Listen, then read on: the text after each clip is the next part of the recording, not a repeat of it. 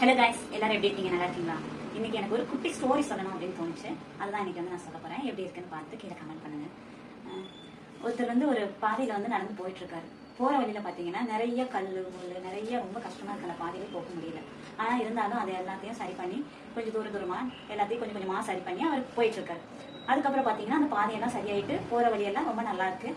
அவருக்கு தேவையானது எல்லாமே கிடைக்குது. ரொம்ப மகிழ்ச்சியா வாழ்றாரு. அதுக்கப்புறம் இன்னும் கொஞ்சம் தூரம் போக போக என்ன ஆகுதுன்னா 2 பாதையா தெரியுது. ஒரு பாதையில பாத்தீங்கன்னா ரொம்ப சத்தம் எல்லாமே கேக்குது. எல்லாரும் சிரிக்கிற மாதிரி, அங்கங்க எல்லாரும் ஓடிக்கிட்டு இருக்காங்க. இந்த மாதிரி ரொம்ப அது பாக்குறதுக்கே அவருக்கு ரொம்ப ஹாப்பியா இருக்க மாதிரி இருக்கு.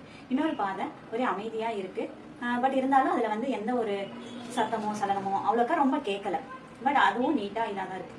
அப்ப அவரு எந்த பாதையில போலாம் அப்படின்னு சொல்லிட்டு நினைச்சிட்டு இருக்காரு. தெரியாம அந்த சத்தமா எல்லாரும் சிரிக்கிற அந்த பாதையில காலை வச்சாரு. அப்ப அந்த வழியா ஒரு பெரியவர் வர்றாரு. அவர் என்ன சொல்றாருன்னா, தம்பி, நீ இந்த பாதையை தேர்ந்தெடுத்திருக்கியா?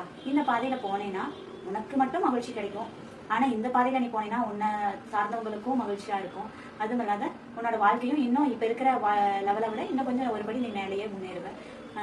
2 பாதையுமே முடிவடைகிற பாதை தான். இருந்தாலும் இந்த பாதையில நீ போனீங்கன்னா இன்னும் உன்னோட வாழ்க்கை ரொம்ப சந்தோஷமா இருக்கும். நீ அந்த பாதையை இப்ப தேர்ந்தெடுத்திருக்க பாதையில போனீங்கன்னா அதை நம்ம சொல்லவே முடியாது அப்படின்னு சொல்றாரு. ஆனா இந்த பாதையில நீ போயிட்ட அப்படின்னா கொஞ்சம் தூரம் போய் பார்க்கலாம். போய் பார்த்துட்டு திரும்பி நீ சீக்கிரமா வந்துட்ட அப்படின்னா உனக்கு எந்த பிரச்சனையும் கிடையாது. இதே நீ ரொம்ப தூரம் போனதுக்கு அப்புறம் இல்ல நம்ம திரும்பி போயிடலாம், பழைய பாதைக்கே போயிடலாம் அப்படின்னு நீ திரும்பி வரணும்னு நினைச்சீங்கன்னா அதோட கதவு பூட்டிடும். அதை நீ திறக்கிறது ரொம்ப கஷ்டமாயிரும். சோ நீ இப்பவே முடிவெடுத்துக்கோ. நீ வேணா கொஞ்சம் தூரம் போய் பார்த்துட்டு திரும்பி வந்துரு அப்படின்னு சொல்லிட்டு அந்த பெரியவர் சொல்லிட்டு போயிட்டாரு. இவரு யோசிச்சு பார்த்தாரு. அதுக்கப்புறம் சரி நம்ம கொஞ்சம் தூரம் தானே போய் பார்க்கலாமே அப்படின்னு சொல்லிட்டு போனாரு.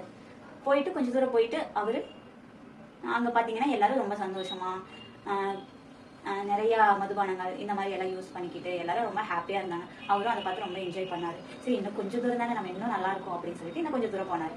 அதேதான், அதே வாழ்க்கை, அதே இது. இன்னும் கொஞ்சம் தூரம் நம்ம போய் பார்க்கலாமே போய் பார்த்தாரு.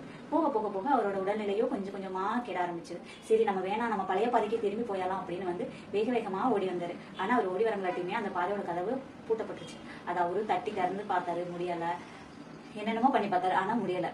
ஸோ இதே மாதிரி தாங்க நம்மளோட வாழ்க்கையும். நம்ம கஷ்டப்பட்டு படிச்சு முன்னேறி நம்ம பெரிய ஆளா வரணும்னு சொல்லிட்டு நம்ம ட்ரை பண்ணி போன பாதி இதுலயே நம்ம ஓரளவுக்கு லெவலுக்கு வந்த உடனே என்ன நினைக்கிறோம் அப்படின்னா, நம்ம சுத்தி இருக்கிறவங்க எப்படி இருக்காங்க, நம்மளும் இதே மாதிரி ஜாலியா என்ஜாய் பண்ணலாம் அப்படி இப்படின்னு சொல்லிட்டு நம்மளோட வாழ்க்கையில நம்ம நிறைய அந்த பொழுதுபோக்கு இதுக்காக ரொம்பவே செலவு பண்றோம். செலவு பண்ணதுக்கு அப்புறம் சரி வேணா பின்னாடி போயிடலாம் அப்படின்னா நம்மளால முடியாது. ஸோ நம்ம போகும்போதே கொஞ்சம் கொஞ்சமா நம்மளையும் சரி பண்ணிக்கிட்டே தான் போகணும். நம்ம கையில தான் இருக்கு நம்மளோட வாழ்க்கை. ஸோ இந்த கதை பிடிச்சிருந்தா மறக்காம கமெண்ட்ல சொல்லுங்க. எதுக்காக சொன்னா, எல்லாத்தோட லைஃப்லயுமே இந்த மாதிரி ஒரு இதை நம்ம சந்திப்போம். ஆனா நம்ம திரும்பி வந்துடணும். அப்படி இல்லை அப்படின்னா நம்மளோட லைஃப் நம்ம எவ்வளவு கஷ்டப்பட்டது